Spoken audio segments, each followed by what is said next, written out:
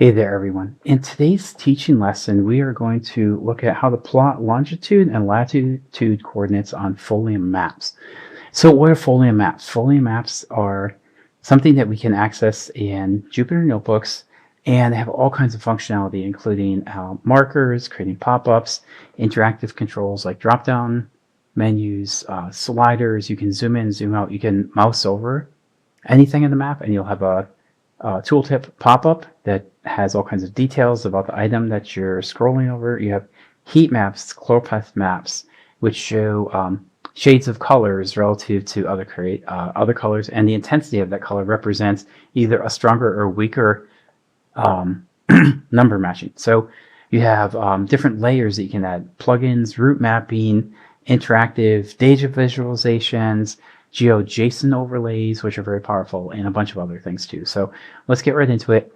I imported this data from this website, Datasets Cities Top 1K CSV. So this is all CSV data coming from this GitHub user content, and I found this a while back. It can be anything with latitude and longitude coordinates, and then you put this into a Plotly map, and Plotly is smart enough to figure out what you need to do. And this is so generic, you're really going to be blown away. I think almost all of this code looks kind of intimidating, right? Let me scroll down a little bit here. So we have quite a few lines of code. I'm guessing probably around 40 to 50 lines of code. So it's not trivial, right? But if you peel back the layers of complexity just a little bit, the only thing we're really feeding in here is latitude and longitude. Okay, and these Folium maps is going to take care of everything else for us. So it looks pretty complex and overwhelming. And the first time I saw this, I was kind of terrified, to tell you the truth.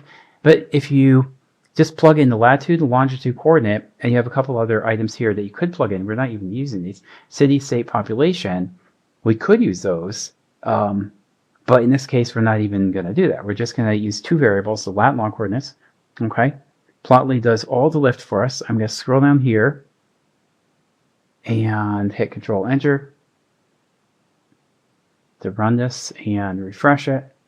And let's check out what we got down here. Okay, so we have a map of the United States just by plugging in two variables, lat and long coordinates, and we have all the details here for all the states. So that's pretty incredible, right? We have all the states, and the nice thing is here you have a drop-down menu here, so you can just isolate what you're looking at to one specific region, right? So here I'm going to click on California, and then we have everything relative to California.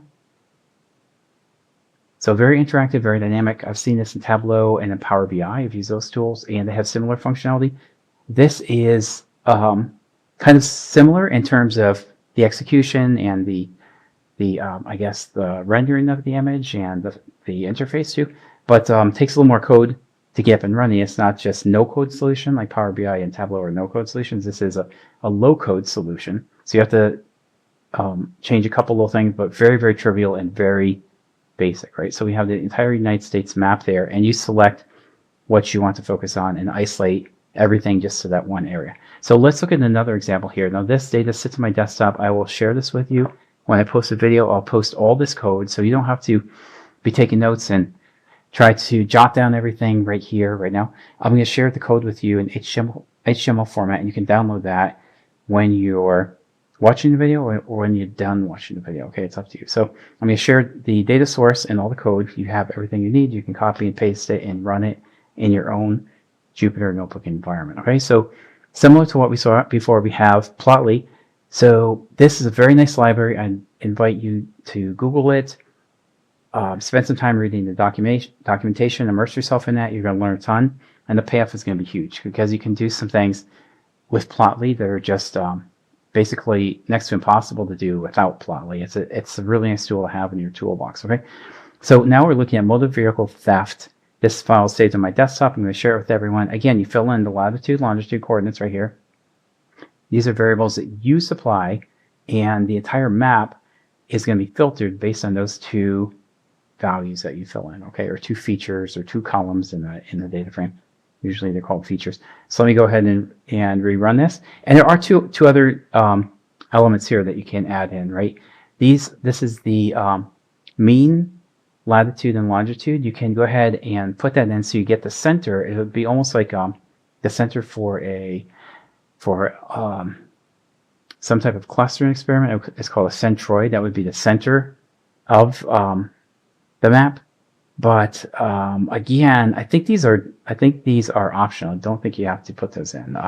In this case, I'm putting in just to get the average for all the longitudes and latitudes and plot relative to that. So I'm going to hit Control Enter, refresh this thing, and let's see what we have. Okay, similar to before, we're just recycling the other map, and I have all states over here. But really, we're just looking at Chicago. I think if I change this, this is actually disabled now. Let me see. Oh, no, this is right. So this is one right for us. So this is the data points, the types of crime that we're looking at. If we go back up here a little bit, so this is crime around Chicago, motor vehicle theft specifically. And if we go into the scatter plot down here, you'll see two variables that I'm adding into the map to filter by these, latitude and longitude. But there's one more value now, description. So this is the description of the crime, okay? So there's only three things you have to change here: lat, long coordinates, and description of the crime.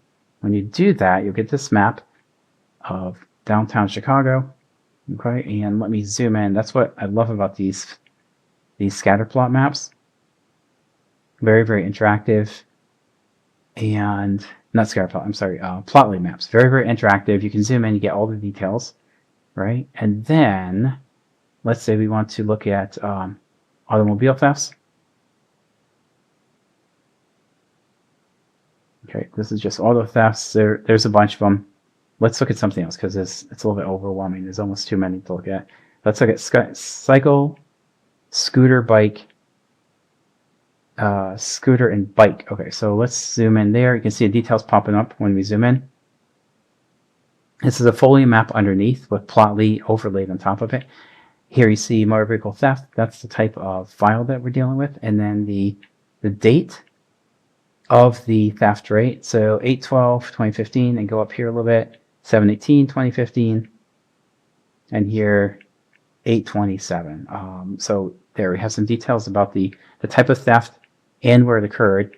And these Folium maps are really nice. You can zoom in and you get extreme detail about everything here that you can imagine. So the street names, whether streets are one way, not one way, churches, convention centers, parks, airports, any kind of major metro facility like a sports arena. Is this an NBA arena, NFL, and MLB, hockey, all these things. You get all these details. Major transit hubs, almost anything you can imagine. So extreme detail of the map. You have the interactivity of the Plotly charts. And let me look at one more. I think you get the picture by now. Let me see. Theft recovery, truck, bus, or mobile home. Plot this, and there's the results, right? So pretty nice to be able to interact with this. You can see the detail. Zoom in, zoom out, and that's pretty nice piece of software there. All open source, all 100% free. Scroll down and we'll look at another example of plotting lat long coordinates. Okay, now we have customer location and hotel location. So again, the main thing here to look at is the lat long coordinates, and then anything else like location is going to be a description of what we're looking at. That's helpful too. If you just had the lat long, it would be a little confusing. The coordinate is like the what's it called? Geocode or geoposition of the lat long coordinates. You can see that they're merged together, separated by a comma, right? So the coordinate is one special way of Python reading certain types of files, but in many cases, all you need is the lat long coordinates. So let me go ahead and refresh this. Yeah, okay, refresh that. So we have the customers and the hotels. Let me refresh. Make sure everything's up to date and fresh. We don't want stale data here. Again, we're feeding in the lat long coordinates right here. Okay, the marker is going to be in red. You can choose a whole bunch of colors. Is all the colors of the rainbow here. We're saying if the row is out of the cluster, show it in blue. Okay, so that means it's too far from the hotel. We have a radius of, what is it? Maybe 1,000 meters. I don't see it here. Set a radius. And then if it's inside of the radius, whatever it is. Oh, radius 3,000. Okay, so 3,000 meters. Okay, so three kilometers, right? So that's what we're looking at. If it's inside, it's red. If it's outside, it's blue. So let me run it. Control Enter to run. So we only have to change a couple things: the color, the lat long coordinates, and then the radius that you want to set down here. Okay, and the pop-up. This is optional. You don't have to do it. This is the hotel right here. Okay. So again, this code looks a little bit intimidating. First time I saw it, I was like kind of freaking out a little bit. I thought I'm never going to understand this, but there's only a couple parameters that you need to be concerned about. Everything else has been taken care of for you. You just plug it in and go, right? This is like a plug and play solution. So we did a hotel listing based on the radius from the hotel, right? And anything that's within that 3 km radius, we're going to mark as red. Anything else is going to be blue. So this could be very helpful for anybody. Let me refresh this. Anybody planning a trip and trying to figure out, okay, how far are we from the hotel? Not that you as an individual would do it, but maybe the hotel data team or somebody that works on the IT team for the hotel would be able to easily and quickly create a map like this and show different tourist destinations and then the proximity to the hotel. So again, you mouse over it, you have some details about the hotel from this pop-up, click on it, and what's it going to say? It should have some indication. Oh, it's just called A. Okay. Yeah, this could be refined a lot more. We could have the hotel name in there. I probably just scrapped this together in haste and didn't really pay attention to that. But anyways, anything that's within the diameter of the circle, 3 km from the center, this is the centroid of the hotel. This is probably walkable for tourists, and anything that's blue is going to be outside of the circle. Okay, so pretty cool what you can do. Again, Folium maps with Plotly laid on top of it. Let's scroll down and look at a couple more examples. And this is just generic things just to give you some ideas of what potentially can be done with Folium maps and Plotly in conjunction with each other. This is by no means like a definitive list of everything that has to be done or how you should do it. It's just an introduction to sort of whet your appetite and sort of give you some ideas of where you can take this, what you can do with it, where you can go next.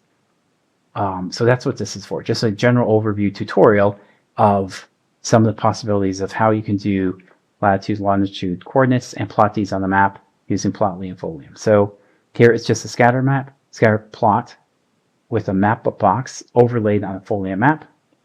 Okay, again with longitude, latitude, same exact coordinates we saw before, just a different representation of the map. Okay, so instead of doing diameters of circles in a hotel, we're plotting individual tourist destinations on that map. Okay, let me get on here. This is a heat map. So this is another tool in the Folium toolbox. So you can zoom in, you can see anything that is red or yellow or orange is more concentration, and anything that's blue or green is has a less heat source and more dispersed or more diffuse, right? So anything that's concentrated is going to be a darker red or orange. Yellow and is kind of in between, and green and blue are kind of on the fringe, right? So just another idea of how to use heat maps. This is an example of, what are we looking at here? Oh yeah, circle markers are called. So the other was a heat map, similar concept, but instead of the reds and orange and yellow, everything is a circle, right? You have a little bit of elements of heat maps, but you can see the concentration. But circle marker is just a slightly different way of rendering the image, rather than have like a heat map per se. It's more like circles indicating tourist destinations, right? Or points of interest, whatever the case may be. Let's scroll down a little bit more.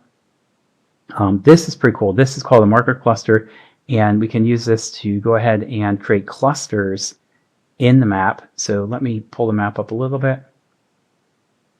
Try to get that in the middle. Okay, so we zoom in, we see 100 points of interest. This is pretty cool. When you zoom in now, these clusters are going to explode and fragment into more clusters that are going to show items similar to themselves in terms of proximity, but different enough from the other clusters that they don't get clustered together. So this right here is all by itself.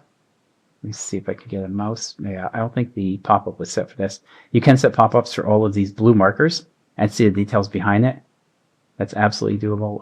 In this case, I didn't do it. So we have here, if you zoom in, you have 4 items, here's 2, 1, 2, the 2 blue, and these two are very close together, so it's still one cluster. And if you zoom in again, you can split these. Okay, so these two tourist destinations or restaurants or whatever the thing is, so they're right across the street from each other. So these two are merged into one when you zoom out of the cluster. Then those 4 get clustered together. Okay, and as you zoom out, all of these dispersed clusters get clustered together. So very interactive, very intuitive. It's pretty nice functionality how they set that up for you. Again, all open source, all free. Okay, here's the source for the Excel document. So I'm going to share that with you. I'm going to share all the code when I post this later today. I'm going to post a video and then all the source code. You can download this file, run it in your own Jupyter notebook, and reproduce exactly what I'm doing here. And of course, I'm trying to make this generic so you can substitute my data for your own specific data and do this for yourself. So all these are as generic as possible. So you can just copy and paste, pop in your own data set and run with it. Okay, so now we're looking at geocoders. Okay, so we're getting the latitude and longitude from the city name and a country. So in one of my videos, I talk about geocoding and reverse geocoding. You can check that out. This is reverse geocoding because we're getting lat-long coordinates from the address. If you have lat-long coordinates, you can derive the address too, okay? So it goes both ways. So we have a data frame here, city, population, country, lat-long. Let's scroll down a little bit. Now we have, again, the center marker and a diameter of the radius around that center marker. That's called the centroid, and that represents the population. So in this case, the size of the circle is relative to the population of that city. So smaller cities have smaller circles around them, bigger populations have bigger circles, smaller populations have smaller circles, right? So again, pretty nice, pretty intuitive, and we're using clustering here. These two are actually between each other. If I zoom in here on this 2, it's going to split those out, and I can see the details there. So again, pretty cool functionality. There's a lot of things you can do here. And let's go down. I think there's 1 or 2 more examples. Okay, yeah, this is another cool thing I found a while back. So this uses GeoJSON, which shows all of the county boundaries in the United States. There's 2 types of files. You can get state boundaries or county boundaries. So this shows county boundaries. And once you load this, again, it's only a couple lines of code. This is the GeoJSON file. I'll share with you the source of this file so you can do it for yourself. Click. Let me Control Enter to refresh it. And it's going to go ahead and build the plot for us. And we have the default lat-long coordinates and then the zoom start. The more you zoom out, then the bigger the picture. The more you zoom in, the more details you get. Okay, that is running. It should finish up pretty quick here, I think. These JSON files are a little bit large, so it takes a little while to scan through the whole thing and render the image. But I think it's coming up now. And my computer is running slow to compound the problem. So pretty cool, right? You have all the details of all the counties in the United States, and you can zoom in and you can see some extreme details here, right? So very, very useful if you're looking at different jurisdictions, if you're looking at serving certain clients in one area. Does the area of your business overlap different counties or different state lines? Remember, there's another file for JSON states. So pretty cool. And then, of course, you can customize that too. Over here, I'm putting in just New York State. New York State, you would have to look at this code. I figured out it's 36. That's not intuitive at all, I'll admit. But if you look at the file, you can figure these things out. I had to go find out 36, and then you can find out specific counties in that file and filter just for that. So you can filter for 36. I live just outside of New York City, so I'm looking at New York State and a couple specific counties. I'm looking at Manhattan County, Queens County, Brooklyn County. So you can filter at more granular details, right? And let me scroll down, and you can see that. I'm not going to refresh it because it does take a little while to load up. And then again, you can zoom in and then get the details just for those counties. So I think this is very useful if your business services a lot of areas and you want to see overlaps, how close or how not close you are to your customers. This is a great way to do that with Folium maps. Very powerful, very scalable. Really, the The only limitation here is your own imagination, so you can do a lot with that. So hopefully that enlightens you a little bit. Hopefully you learned a couple new things today. Thank you so much for your time, as always, and have a great day.